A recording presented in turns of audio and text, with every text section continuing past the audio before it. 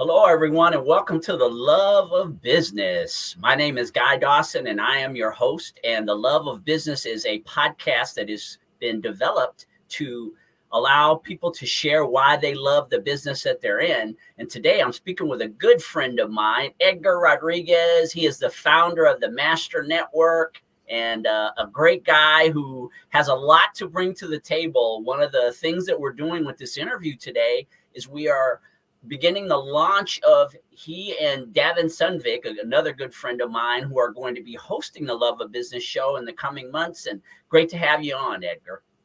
Yeah, I appreciate it and honored to be able to host the podcast in the months to come. So tell us about the business that you're in. You are the founder of the Master Network. How did you establish that company? Well, that's a good question. And with networking, definitely a skill set that is not taught and something that definitely needs to be taught. And in my experience with networking, it wasn't as easy as I thought it would be. So it was very challenging, and I was always looking for ways to get better, and I couldn't find anyone to teach me.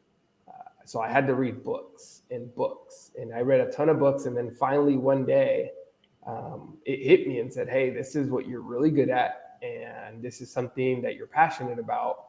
And here we are today. So that's literally how the company was started. Was wanting to get better. And reading about it and just owning it and saying, "Hey, let's do it." And as a networker, as you know, it's a skill. It's an art to be a strong networker. I know for me, when I first got out into the networking world, it seemed a lot easier than it was. And it takes time to develop the skills to be an effective networker. What are some of the things? I know you talked about reading books early on, but what are some of the other things that you learned early on in your business that helped you to be a more effective networker? Well, for me, it was a lot of testing, right? So the things I would read in books had really good ideas, but yet nobody was doing them. So we're really good at intaking knowledge, but how good are we applying the knowledge that we intake? So what I started to do was, okay, if this didn't work, why didn't it work? Did I misread it? And let me try it again. So I didn't give up the first time. In my experience with networking here, especially in Vegas, it's not about what you know, but who you know. So strategies was one thing that I wanted to implement a system of, okay, if I'm going to this networking event, who am I there to meet? And who's hosting and who's sponsoring? And those are the people that I'm going to introduce myself to. I tried doing with networking with a lot of different organizations to get a feel for the different environments, the different crowds, and finding, hey, which ones am I actually learning a lot from, and which ones am I spending my time at? So it was a fine balance of learning. Okay, now that I'm developing a network, and I needed to develop, the sphere and centers of influence, strategic alliances, and then the very first thing I did was I started to invite people, saying, "Hey, I'm going to be at this event, and I know you're looking to grow your network as well." So that was one of the first things I did because I didn't know anybody, and that's one of the biggest fears is the lack of reference. So I started to literally systemize and have a process of, okay, if I'm going to go, who am I going to invite, and who am I targeting, who am I looking for? And the mindset shift was, I'm not there for Edgar anymore. I'm here for the people that I invited. So part of that due diligence is I had to understand their businesses. I had to understand what they did. And I didn't need to ask them because they have a LinkedIn, they have a social media. So if I did my due diligence in understanding what they did, I knew who they were looking for. So finding people for them made networking fun. It's a great point that you brought up that's underrated about having a system for the way that you network. Because I know from my own experience, at least initially when I got out there in the networking world, I didn't necessarily have a system for doing that. And I still was meeting people, I was still getting business, but I don't feel that I was really getting the maximum out of my networking experience until I started to develop a system, as you had mentioned a minute ago, knowing exactly from end to end what are my objectives when I go to a networking event, and then all the pieces of the puzzle. How do I follow up? How do I categorize? Are these the types of things that you share with people when you're training them to be better networkers? Yeah. So the first thing that I always train people is, hey, go on 50 coffee dates. Go get to know the people, and don't ask them what they do. Get to know them for who they are. At the end of the day, we're all people. We all have interests, and if we find commonalities that we like and things that we like to do, that instant synergy, instant rapport starts to build. And I think that's one of the unique things that I did with networking was when I would go to meet somebody either for lunch or coffee, I never talked about business. And they were like, well, what's the catch? And for me, it was like, hey, let me help you first. What is it that you're facing? What type of obstacles? Or who's a great introduction for you? And maybe within my network, I can make that connection. So developing, like we talked about earlier, that strategy and having a system from, hey, I went to the networking event. The very next day, the first thing I did was I stored the contact info in my phone. I would send them an email, and I would look for them on LinkedIn, and I would send them a LinkedIn request. I think that the biggest ball drop that we have is we learn to collect a lot of business cards, but what do you do after? And that's where we have to figure out what to do. And from that is it, once you have that system in place, then hey, look, now I have a reason to follow up, and having touch points are not just about business.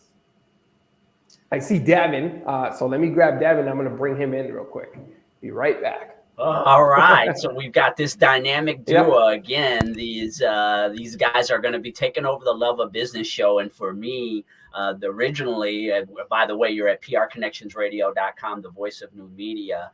But my vision of what the Love of Business would be all about is just what Edgar has been talking about here on the air. It's really about being able to share with people why you are in love with the things that you do. And I know, as I had mentioned before, I've been networking for many years, and just to hear the type of information that Edgar is offering right now, I think it's really valuable for those of you who have that experience of going out and collecting a stack this thick or even thicker than that, or multiple stacks of business cards, and not actually being able to move the sales process along. These are absolute nuggets of gold that Edgar is sharing here. And now we've got Davin Sundvick is in the background. How are you, Davin? Every time I do that with you, because my son's name is Devin, I apologize, Davin. Great to see you today. Yeah. Thanks for having me on. Sorry I'm a little bit late today, but better late than never. Yeah, and really quickly, I've been speaking with Edgar about Master the Network, and will you share with the audience what you do and what brings you love in business? Yeah, absolutely. So I'm in the real estate industry, so that's pretty broad. There's a lot of things you can do in real estate other than just buying and selling homes or helping people buy and sell homes. What I do is I coach agents on how to help clients, and so how to find more clients, how to make sure that you do a really good job, that the clients recommend you next time to their friends and family, and you get your referral business going. But then I also help investors as well, people who want to build a retirement based on real estate, people who want to say, you know what, I want to have a little bit more control over my retirement, and I want to own a business, but I'm not really that good at sales. Well, being a landlord, you don't really have to be that good at sales, because the building sells itself. So it's a really good business to retire off of, and I try to coach people on how to do that. Yeah. How long have you been in real estate? If you can count my investing experience, because that happened a little bit before my licensing, then it's almost 8 years. It's about 7.5 years right now. Industry experience in real estate, yeah. So I really enjoy it. I love coaching people through it. I found success in it. I think other people can too. And what is it that you love the most about being in real estate? Man, I think real estate, I think there's a few businesses that you can really just quit your job and just start doing and making a legit income at. And I think real estate is one of those businesses. I think you can get an income going within a year. You might not be, buying a Mercedes or buying a Lambo in your first year, but you'll get your bills paid for sure. Versus there's a lot of businesses out there. It takes 2, 3, 4, 5 years to get your money back, and unless you have that kind of capital, right, you're pretty much not going to be a business owner. Whereas real estate services, I feel like you really can make an income in your first year, and in 3 to 5 years, you can be living really well. Yeah, I've really appreciated, Davin, our opportunities that we've had. We've done one-on-ones. Of course, the three of us are also a part of a great networking group called Spark here in Las Vegas. And so for the two of you guys, we're friends. A lot of our connection is through this specific networking group. And Edgar's already been talking about how to master the network. The way that I saw you two as being really strong hosts potentially for this show was watching you in action in the networking environment. Really, it was seeing the way that the two of you related to people, the way that you functioned as businessmen. And let me start with you, Edgar. A group like Spark that just has really a great energy, a lot of strong people in business. And how is a group like that for you as a networker and a businessman an inspiration? How does it help to cultivate your love of business? That's a great question. For me, Guy, it's the culture that we're building, and we're building that community and tribe, right? In the foundation to master the network, in conjunction with Spark, is we're building lifelong connections. So even everyone in Spark, they know that when they go out and find more connections, it's not for them, it's for the Spark community. So they've learned over time, and with us doing the teachable moments and us being able to go through what we do and sharing the passion that we have, they start to see the bigger goal in mind of, hey, if we build these lifelong connections, naturally business will come from it. So that's what drew me to Spark when we started this whole thing with Davin and the journey. It's been a fun ride, and we're growing. I believe we're like 50, almost 50 strong that show up every single week. And that's, a test of how strong that network can be. Great networking group. And you, Davin, as the president of Spark, the facilitator of all of our meetings, sitting in that chair, I would imagine that that's even a different perspective that you get every week as the ringleader of our meetings. And share with us that experience being the facilitator of the first Spark chapter.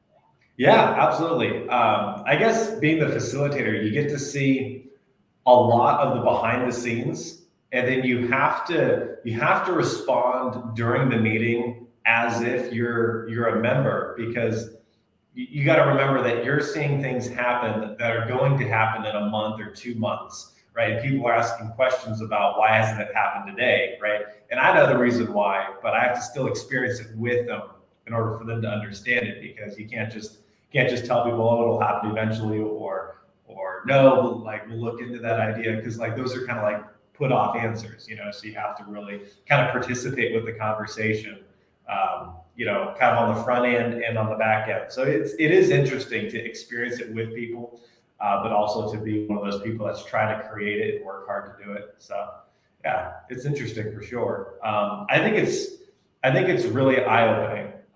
Because I've never led or had so many people with me in an organization where my decisions impacted so many people.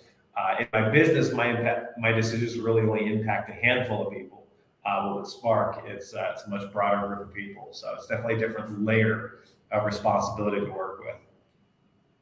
I really appreciate the energy that both of you bring to the meetings, as well as your knowledge. You're younger business people, but I'm so inspired by how committed the two of you are to growing your businesses and to helping other people. I think it's very underrated as a business person, in how important it is that you have a giver's mentality, even though obviously we're all in business to make a profit so that we can take care of ourselves and our families. What we bring to the business community, and from my experience, is what we sow from the business community. Have the two of you also had that experience? Yeah, we're in it for the long term. A lot of people who do network and they prospect at networking events, they're in it for the short game. And that's where they miss that long-term connection, because if you think about every person that you meet, they probably know 200 people. But if you show up to an event, or even coming to our group here at Spark, and you try to pitch from the get-go, our guards go up as humans, right? As who we are is, oh, he's trying to sell me, so our walls go up. So even if there's 50 people at an event, let's say you go to prospect and all of a sudden you get 3 people, how many opportunities did you miss out on because you didn't go network? Network's about building relationships, not prospecting for business. And that's where the disconnect is, because even when I was in wealth management, I was told, hey, go to this networking event and find clients. And I tried that at the beginning, and I was starting to recognize there's got to be a better way. And that's when it hit me of, okay, let me go build relationships and let's see what happens. And that's how Davin and I connected. And I still remember the day that we connected at a social register event, and I was picking his brain just to understand like who he is, what he likes to do, how he spends his time, and we immediately hit it off. And he was like, hey, let's set up some time to learn more about what we do. And we knew that at this event, this wasn't the time or place to pitch each other. It was just a place to get to know each other. How about you, Davin? How is your approach to networking affecting your experience running your business? How are you cultivating the relationships, as you had talked about before, and Edgar also talked about, that ultimately lead to you making sales in your own business? Yeah, absolutely. I think, so you touched on something really important that Edgar and I have in common, which is that giver's mindset. And I think when you go around networking, you can see a lot of takers that exist. But when you meet somebody else that's a natural giver, you say, well, if I invest my time, energy, or resources into this person or organization, even if it doesn't come back to me immediately, it's going to trickle into the community. It's going to make an impact. And then from that impact, you're at least associated with the impact, right? And you hope that what you put into the world comes back around to you, right? So that's what I try to look for. And then I recognize, well, hey, if I'm looking for that as a naturally giving, generous person, there's probably other giving people that are looking at what I'm doing, saying, is Davin a worthwhile investment? Do I want to send him the recommendation, or do I want to send another real estate agent the recommendation? And I think that is one of those things where I clicked and I said, you know what, there has to be other people, and I just have to find them. And once I found them, my business really did take off. I do get recommended as an agent a lot more often than I used to before I started really actively networking in Las Vegas. So it has made a huge impact. And I feel like the mindset of knowing what I'm looking for really helped me know, okay, I'm going to try to be something that somebody else wants to be a part of as well. And of course, the two of you are going to be co-hosts of The Love of Business going forward. What can the audience expect when they tune in and watch you do the show, Edgar? So I'll say the variety of introducing some of our network. And I know Davin has Spark, but he also has other groups. Same thing with me. I have a lot of other organizations that I sit on the board of. So being able to bring the diversity of not just local, but across the nation. So I've learned to grow the network across the nation, because when I look at it, kind of like when you drop a rock in water, most of us think that rock just hits the bottom, but it's that ripple effect and that 90-degree angle that starts to grow like your network. So for us, what to expect for the show, my hope is just to bring other like-minded professionals to be able to share their passion and why they started with and do what they do and what type of impact they're trying to have in building an ecosystem. How about you, Davin? What can we expect from you as a co-host? Yeah, absolutely. So for example, Edgar brings if you talk to Edgar, he brings a lot of really good questions to the table. And I would probably say that I like to ask questions too, but at the same time, I really like bringing up the energy in a room. So I do think that you can expect an energetic podcast, people who are genuinely passionate and interested about talking to each other and with each other about their business. And so I think I do bring that cohesiveness kind of to the table. I'll definitely be inviting a bunch of people from Spark, but I meet people throughout my everyday life outside of Spark that are just interesting folks. Sometimes even clients of mine. Then I'm like, you know what? Like this person needs more exposure. They gotta talk about what they're doing because people need to know that this exists. So I think we got some pretty interesting guests to pull from, as well as two different personalities that I think will actually blend really well on this forum. Yeah. Yeah, the two of you work very well together. And again, I greatly appreciate the opportunity to speak with the two of you today. And so we're going to be starting in November every other week. Edgar and Davin are going to be hosting the Love of Business. And I'm just really excited here at our network, prconnectionsradio.com. We're all about being the voice of new media. And part of being the voice of new media is allowing this younger generation, younger than me anyway, to express yourselves on these social media platforms that, again, as you were talking about, Edgar, allow us to reach literally a worldwide audience.